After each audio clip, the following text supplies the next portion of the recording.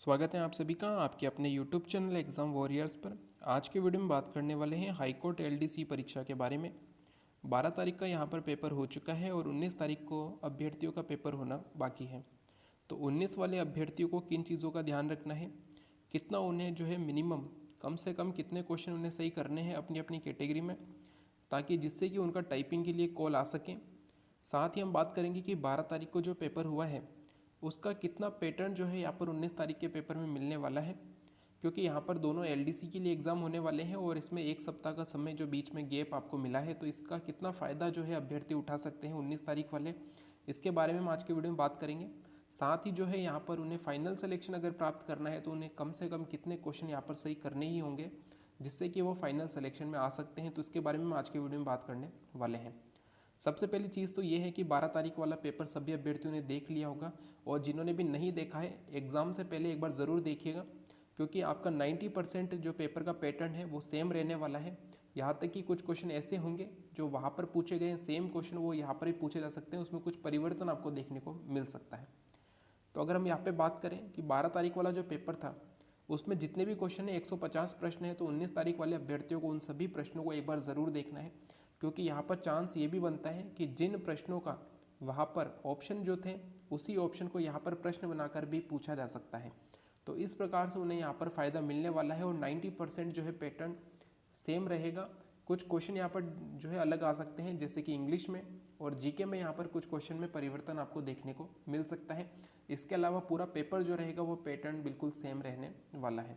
जैसे कि यहाँ पर क्वेश्चन पूछा गया था कि ग्रामीण ओलंपिक में जो शुभंकर था वो कौन था, तो ऐसे ही यहाँ पर नेशनल गेम में भी पूछा जा सकता है। नेशनल गेम जो कि गुजरात में हुए थे 36वें राष्ट्रीय खेल, तो उसके बारे में पूछा जा सकता है। तो इस प्रकार आपको जो है सोचना होगा कि यहाँ पर अगर ऐसा क्वेश्चन आया है तो आने वाले पेपर में किस प्रकार का क्वेश्चन आ सकता है, तो इससे आपको ज़रूर फ़ायदा होने वाला है। अगर हम बात करें कि 19 तारीख का जिनको भी पेपर है उन्हें कम से कम जो यहाँ पर है कितना इस क्वेश्चन सही करने होंगे जिससे कि उनका टाइपिंग के लिए कॉल आ सके, तो अगर हम बात करें तो यहाँ पे इन कैटेगरी में नॉन टीएसपी एरिया में आपको कम से कम इतने क्वेश्चन सही करने हैं 5 गुना में आने के लिए, जिसके बाद कि आपको ये पूछना नहीं पड़े यूट्यूब पर कमेंट करके किसी भी चैनल पे कि मेरे इतने बन रहे हैं, क्या मेरा हो पाएगा या नहीं, टाइपिंग के लिए कॉल होगा या नहीं। अगर आप इतने क्वेश्चन कर लेते हैं तो 101% आपका जो है टाइपिंग के लिए कॉल आ जाएगा। तो यहाँ पे आपको जो बताया गया है general, OBC, EWS, MBC, SC, ST category के लिए नॉन टीएसपी एरिया में 150 में से आपको कितने क्वेश्चन सही करने हैं वो आपको यहाँ पर बताया गया है। तो यहाँ पर आप देख सकते हैं अगर आप जनरल मेल कैटेगरी में है तो आपके 110 क्वेश्चन आपको सही करने होंगे टाइपिंग के लिए। जनरल फीमेल के लिए 105 क्वेश्चन है 150 में से। ओबीसी मेल के लिए 108 क्वेश्चन, ओबीसी फीमेल के लिए 103 क्वेश्चन, एक बढ़िया स्कोर रहेगा। अगर वो 103 क्वेश्चन सही कर लेते हैं तो उनका यहाँ पर जो है टाइपिंग के लिए कॉल आ सकता है।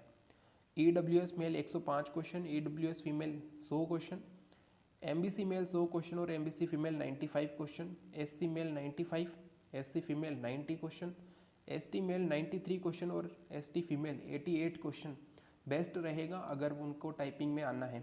जैसा कि आप सभी जानते हैं यहाँ पे लगभग 2750 पोस्ट है और 5 गुना अभ्यर्थी यहाँ पर टाइपिंग के लिए सिलेक्ट होंगे, तो लगभग आप मान के चलिए 14,000 के अप्रोक्स जो है यहाँ पर अभ्यर्थी सिलेक्ट होने वाले हैं।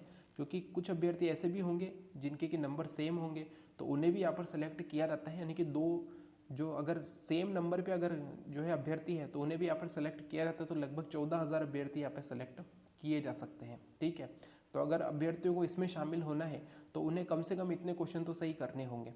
अब अगर हम बात करें कि फाइनल सिलेक्शन के लिए कितने क्वेश्चन सही होने ज़रूरी है, तो अगर आपकी टाइपिंग बेहतर है, यानी कि अगर आप टाइपिंग अच्छे से निकाल लेते हैं, तो आपको यहाँ पर मान के चलना है कि इस जो क्वेश्चन के नंबर है यानी कि इन नंबर में आपको 8 क्वेश्चन और प्लस कर लेने हैं। यानी कि जो भी यहाँ पर ये नंबर बताए गए हैं अगर आप इसमें 8 नंबर और ऐड कर लेते हैं तो आपका एक तरीके से फाइनल सिलेक्शन के पूरे चांस बनते हैं। यानी कि जनरल मेल 110 क्वेश्चन सही होने पर उनका टाइपिंग के लिए कॉल आ सकता है। अगर उनके 118 क्वेश्चन सही हो जाते हैं तो आप मान के चलिए उनका फाइनल सिलेक्शन भी हो जाएगा। लेकिन ये डिपेंड करता है कि उनकी टाइपिंग कैसी है। अगर टाइपिंग बेहतर होगी तो ही वो यहाँ पर सिलेक्ट होंगे। ऐसा नहीं है कि आपने पेपर में 120 क्वेश्चन सही कर लिए लेकिन आपकी टाइपिंग गलत हो गई।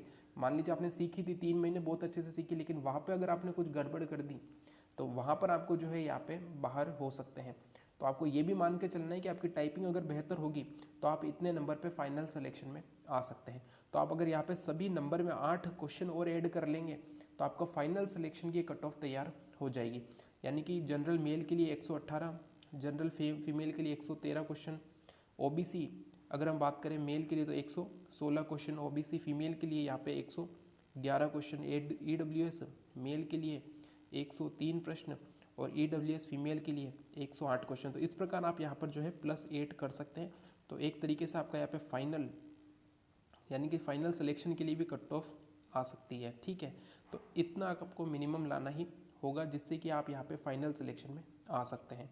तो ये था हमारा वीडियो जिसमें हमने बात की है कि हाई कोर्ट एलडीसी के पेपर में कितने क्वेश्चन सही होने पर तो टाइपिंग के लिए और कितने क्वेश्चन सही होने पर फाइनल सिलेक्शन हो सकता है अगर आपकी टाइपिंग बेहतर हो जाती है। तो ये था हमारा वीडियो। अगर आपको वीडियो अच्छा लगे तो लाइक एंड शेयर ज़रूर कीजिएगा। साथ ही इसमें जो भी बताया गया है उस पर आपकी क्या राय है वो आप कमेंट बॉक्स में बता सकते हैं। Thank you. जय हिंद, जय भारत।